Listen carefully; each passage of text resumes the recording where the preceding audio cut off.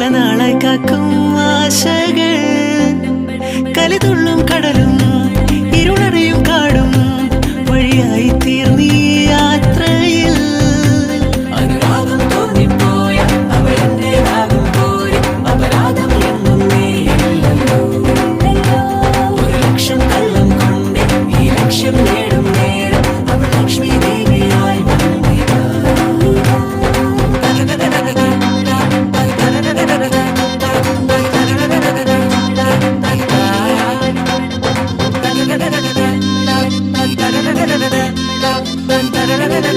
Bye.